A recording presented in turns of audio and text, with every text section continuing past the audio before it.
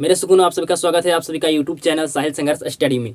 आज आपका जो मैथ का है जो क्लास चलने वाला है एक्सरसाइज 1.2 जो आपका एक्सरसाइज है पहला चैप्टर का वास्तविक संख्या जिसको रियल नंबर कहते हैं अंग्रेजी में, उसका जो 1.2 एक्सरसाइज चलने वाला है। क्योंकि आपको जो पिछले में क्लास लिया था उसमें आपको 1.1 समाप्त कर दिया था, ठीक है। तो आपको एक्सरसाइज 1.2 को जो क्वेश्चन दिया गया है उसको सोल्यूशन करने से पहले आपको जो भी हम क्लास में आज के कॉन्सेप्ट सिखाएंगे उस कॉन्सेप्ट को आपको सीखना है।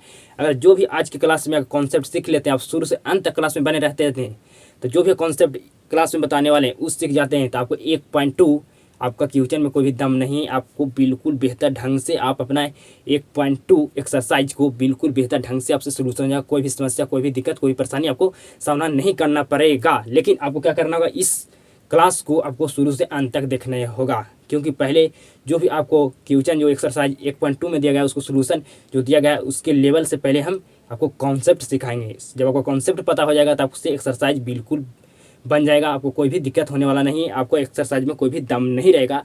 लेकिन आपको उसके लिए क्या करना होगा, इस क्लास को आपको पूरा अंत तक देखना होगा, ठीक है। तो क्लास को शुरू करते हैं। क्या सीखने वाले हैं, तो अभाज्य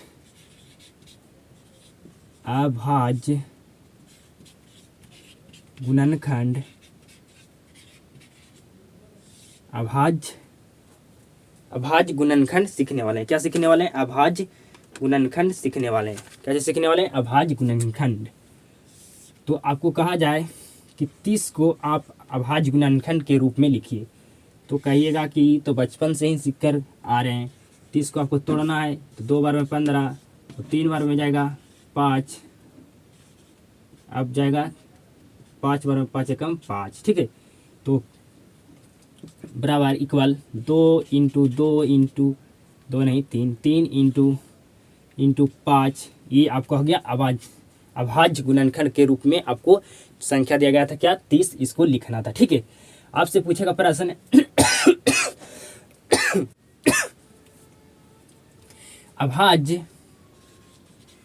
अभाज्य गुणनखंडों, क्या करना है, गुणनखंडों के अभाज्य गुणनखंडों के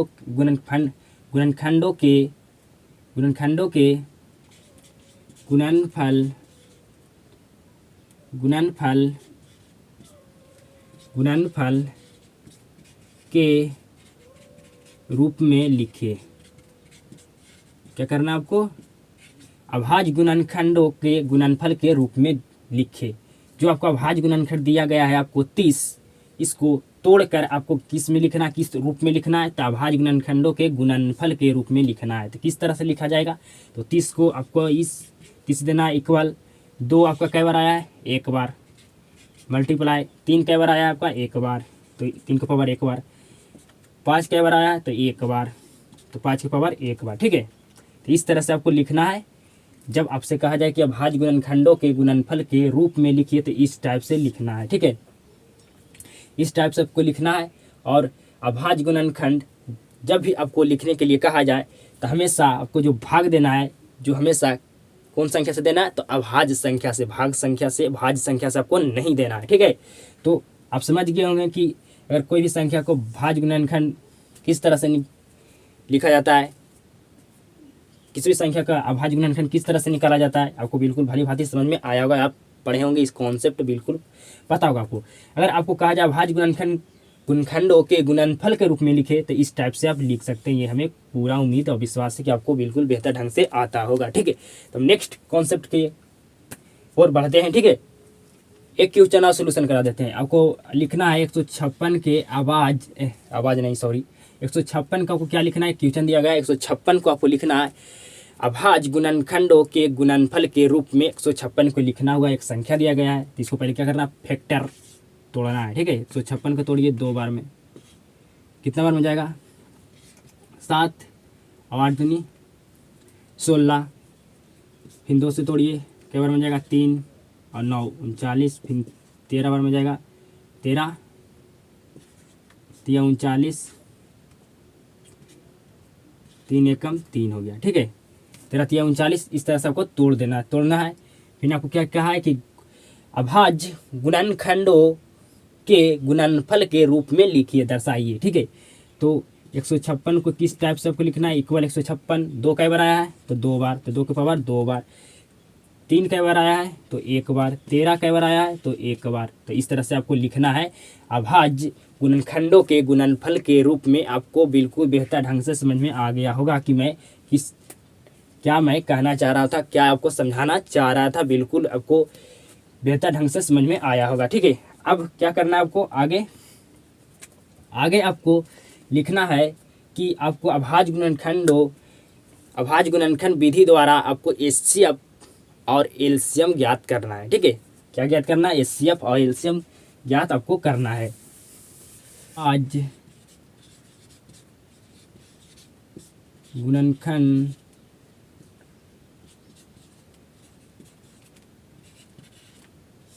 अभाज्य गुणनखंडों या गुणनखंड भी लिख सकते हैं, अभाज्य गुणनखंडों विधि द्वारा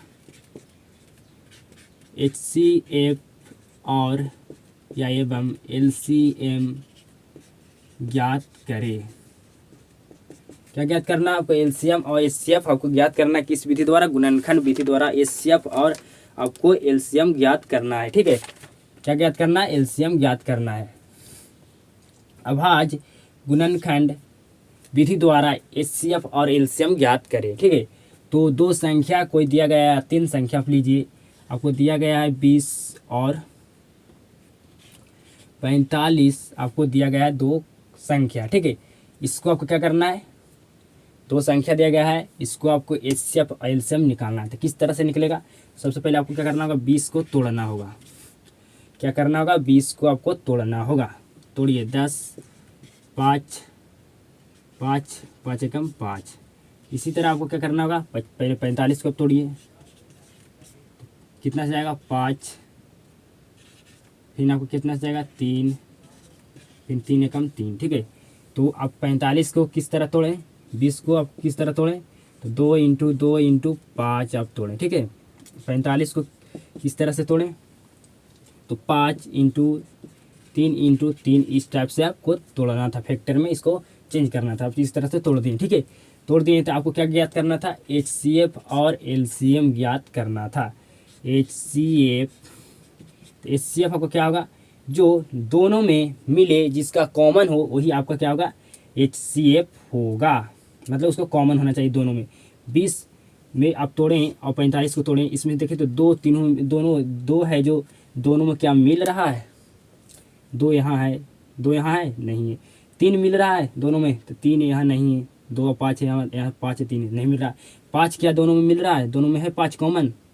दोनों का क्या है, जो संख्या का जोड़ा बनेगा वही संख्या आपका एचसीएफ होगा। तो 5 इसमें भी है, 5 इसमें आपका भी है। देखिए तो ये आपका हो गया क्या चीज़, एचसीएफ। अब आपको क्या ज्ञात करना है, अब आपको एलसीएम ज्ञात करना है। तो एलसीएम आपको ज्ञात कैसे होगा, जो भी संख्या को उपयोग किया गया अभाज्य संख्या को, उसको क्या करना है, लिखना है। तो इसमें अभाज्य संख्या क्या है, 2 3 और 5 आपका अभाज्य संख्या का प्रयोग किया गया, इसको ही एलसीएम में लिखना है। ठीक है, तो 2 देखिए तो कई बार यहाँ पर सबसे जहाँ अधिक 2 सबसे ज़्यादा बार आपको लिखा है, प्रयोग हुआ है। 2 सबसे अधिक कहाँ प्रयोग हुआ, यहाँ पर, तो लिखिए 2 × 2। अब 3 देखिए, 3 सबसे ज़्यादा कहाँ पर प्रयोग हुआ है, तो 3 आपका देखिए तो इसमें प्रयोग, यहाँ पर 2 बार 3 है। ठीक है, तो 3 लिखना है। फिर आपको 5 देखना है कि 5 कहाँ पर सबसे ज़्यादा बार आपको 5 मिल रहा है। जहाँ सबसे ज़्यादा संख्या को वहीं आपका एचसीएफ से आपको एलसीएम में लिखना है। ठीक है, तो 5 आपको एक बार यहाँ भी, एक बार यहाँ भी, तो आपको 5 लिखना है। और इसको मल्टीप्लाई कर दीजिए, 4 4 तिया 12, 12 तिया 36, 36 बचे 36 × 5, तो आपका 30 के 0 हाथ में 3 और 180 हो गया। 5 तिया 15 और 3 18, 180 आपका हो गया।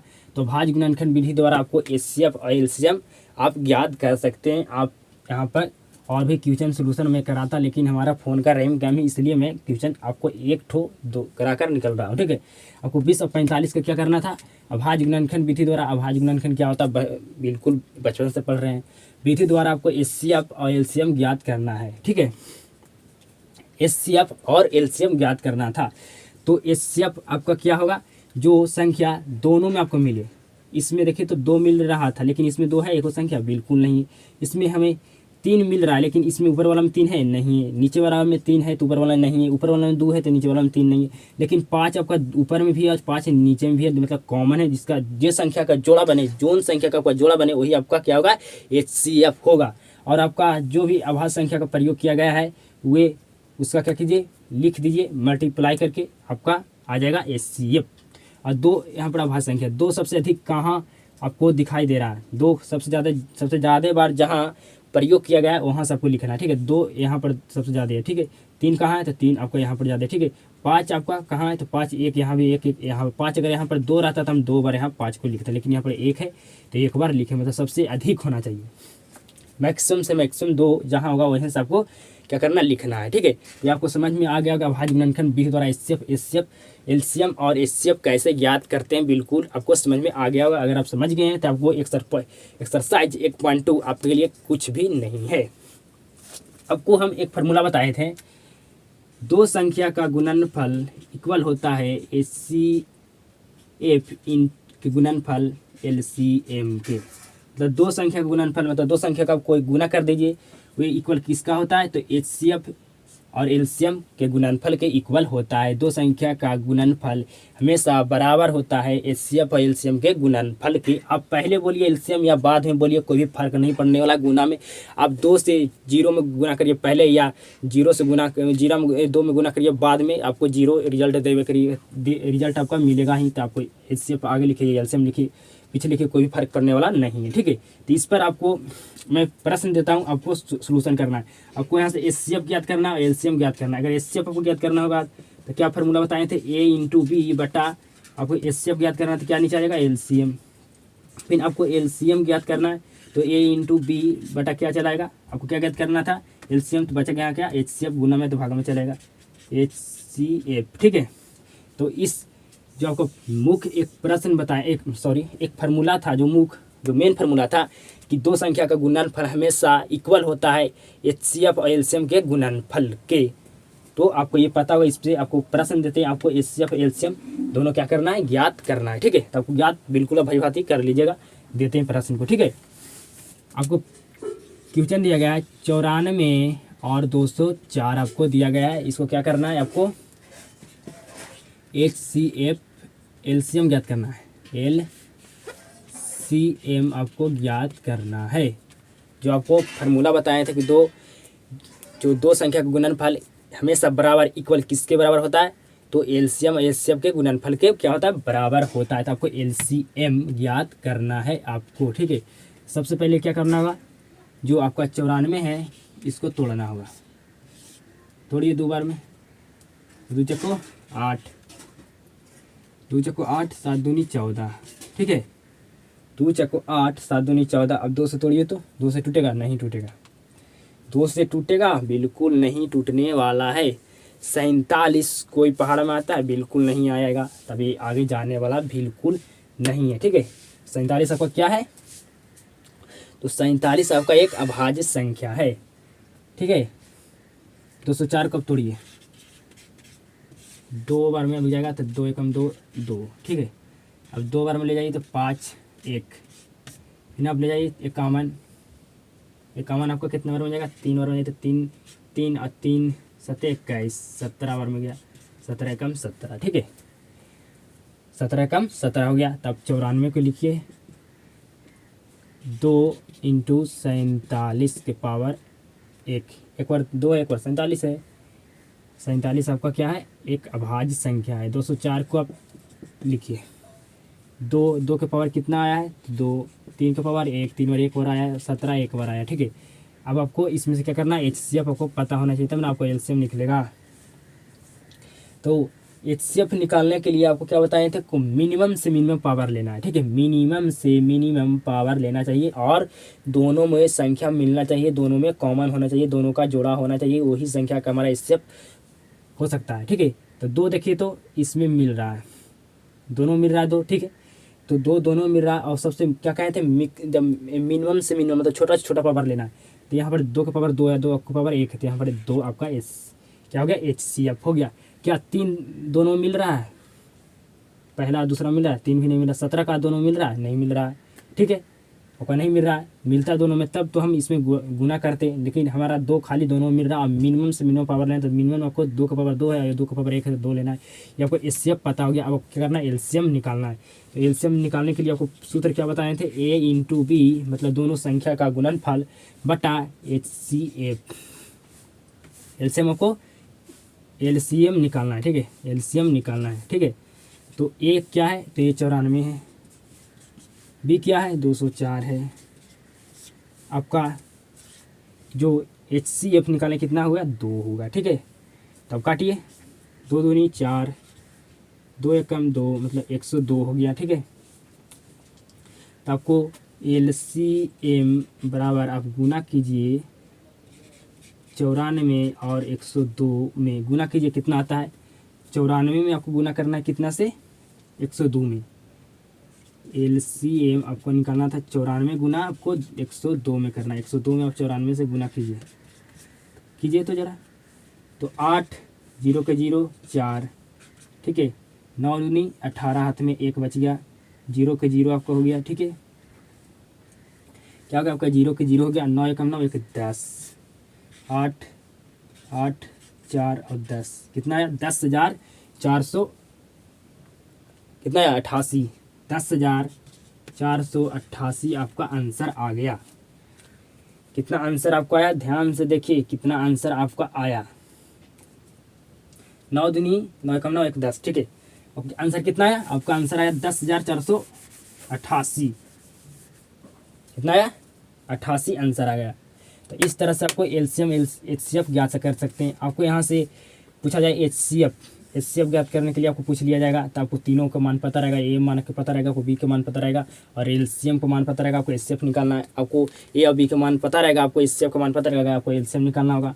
मतलब आपको जो एक फार्मूला बताए थे कि 2 संख्या का गुणनफल हमेशा इक्वल होता है, एचसीएफ का गुणन एचसीएफ और एलसीएम के गुणनफल के इक्वल होता है, ठीक है।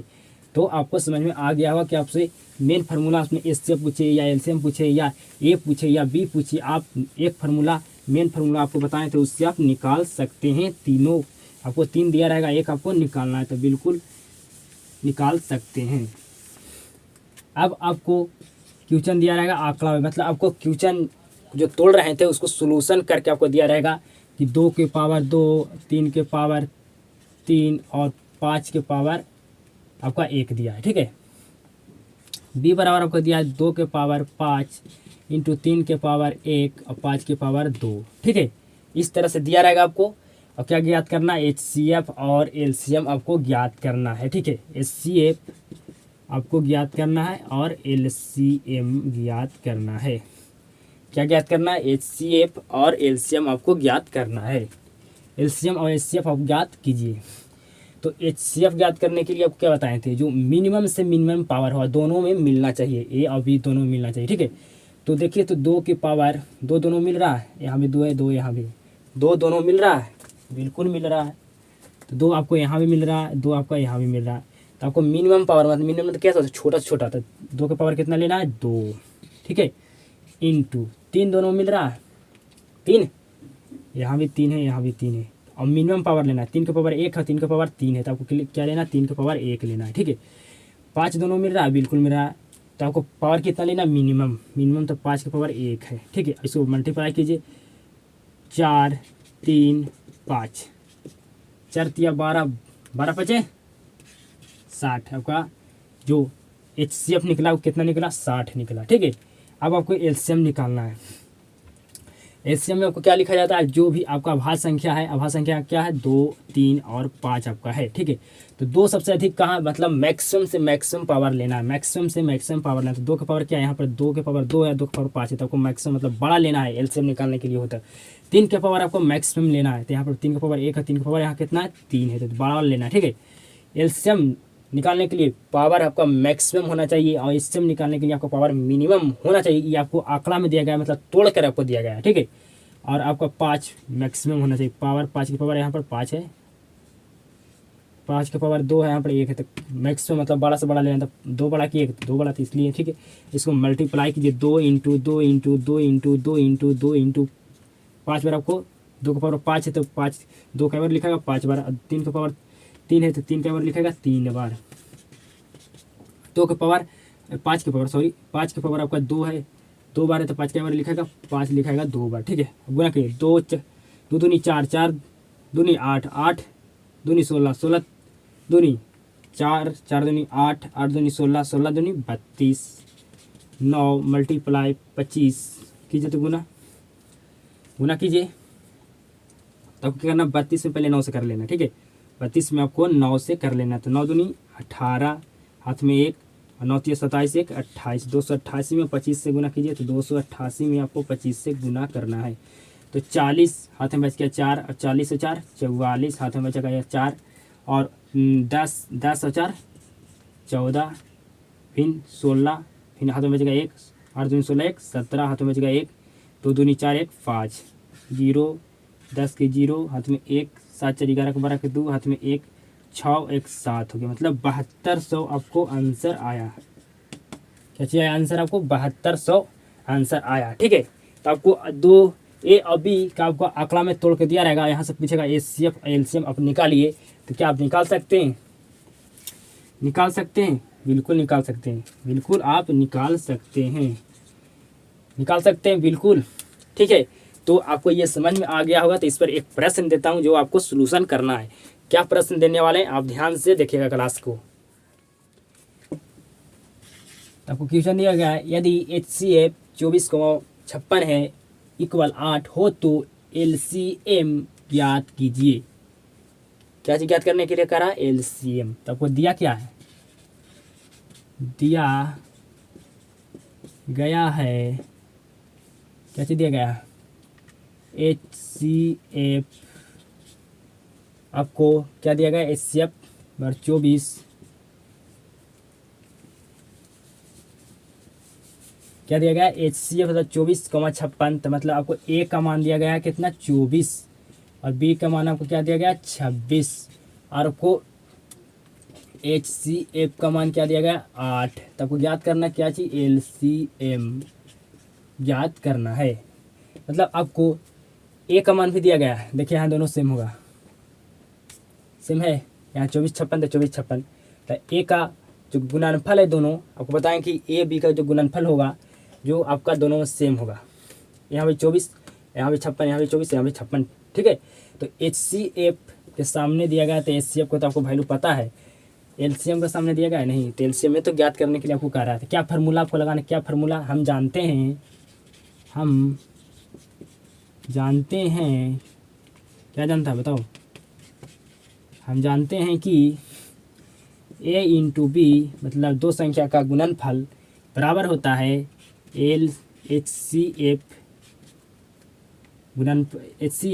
Into LCM। तो HCF और LCM के गुणनफल के इक्वल होता है दो संख्या का गुणनफल। आप LCM पहले भी लिख सकते हैं या HCM भी पहले लिख सकते हैं, कोई भी फर्क नहीं पड़ने वाला है गुणा में, ठीक है। तो आपको A का मान क्या दिया गया है 24,56, HCF कितना दिया गया जी 8। आपको ज्ञात क्या चीज करना है LCM। काटियो सो कट रहा है, देखिए तो जरा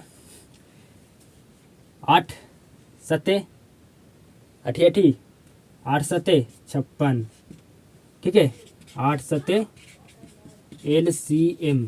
तो 24 सत्ते कितना होता है गुना कीजिए, 24 सत्ते आपको कितना होता है 7 चक्के 28, 7 चक्के 28 कितना होता है 7 चक्को 28, साथ में 2 और 7 दूनी 14 2 18 मतलब 188 आपका होता है LCM। 24 सत्ते 188 होता है। आप गुना करिएगा ध्यान से, आपको पहाड़ा भी आता होगा, ठीक है। तो LCM आपको कितना निकल गया 188। तो इस टाइप से आपको प्रश्न पूछा जाएगा। तो जो आपका एक्सरसाइज 1.2 है उसमें आपका जो प्रश्न है जो इसी कॉन्सेप्ट पर आपका था। आपका कॉन्सेप्ट आप समझ गए कि अभाज्य गुणनखंड जो आपको होता है किसी संख्या को अभाज्य गुणनखंड के रूप में कैसे लिख सकते हैं, या अभाज्य गुणनखंडों के गुणनफल के रूप में आप कैसे लिख सकते हैं। अगर आपको कोई संख्या देगा 4, ठीक है, इसको तोड़िएगा तो 4 को तो 4 आपको कोई संख्या दिया गया है, ठीक है। तो 2 बार में जाएगा 2 और 2 कम 2, ठीक है। तो इसको आपको अभाज्य गुणनखंड के रूप में लिखा गया है तो आप 2 एकम 2 ऐसे 2 इंटू 2 लिख सकते हैं। अगर आपको कहा जाए अभाज्य गुणनखंडों के गुणनफल के रूप में लिखिए तो 4 को आपको क्या करना है, पावर 2 कर देना। मतलब गुणनखंडों के रूप में कहे, नहीं सॉरी, गुणनफल के रूप में कहे तो पावर 2 चल जाएगा। अगर फिर सिर्फ आपको अभाज्य गुणनखंड कहे तो आपको इस तरह से गुणनखंड करना है, सिंपल बात है। उसके बाद हमको क्या बताएं आपको कि HCF 2 संख्या दे दिया गया था आपको, उसमें आपको क्या ज्ञात करना था, HCF और LCM आपको ज्ञात करना था। किस तरह से ज्ञात किया जाता है आपको हम बताएं बिल्कुल बेहतर ढंग से।